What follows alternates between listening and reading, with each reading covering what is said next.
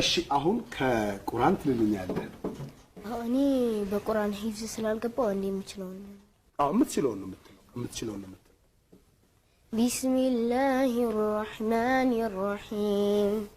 الحمد لله رب العالمين الرحمن الرحيم مالك يوم الدين إياك نعبد وإياك نستعين اهدنا صراط المستقيم صراط الذين أنعمت عليهم غير المغضوب عليهم ولا الضالين آمين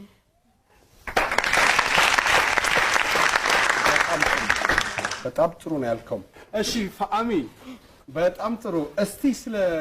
ቁርአን በቃል መያዝ ንገረኝ አሁን ቁርአን በቃል መያዝ በሁለት ቦታዎች ጥቅም አለው አንድ በዚህ አሁን ባለንበትና አንዱ ደግሞ ከሞትን በኋላ እኛ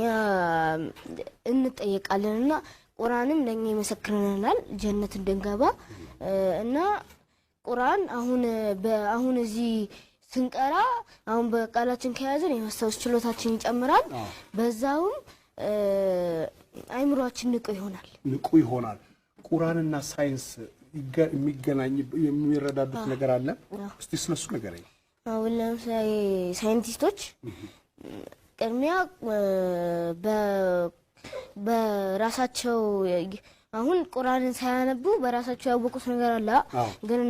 ግን እሱ ነገር ቅድሚያ እንትን ቁርአን በቁርአን ላይ ሰፈረ ጎበዝ በጣም ጎበዝ 25 ሰከንድ አለ ፈህሚ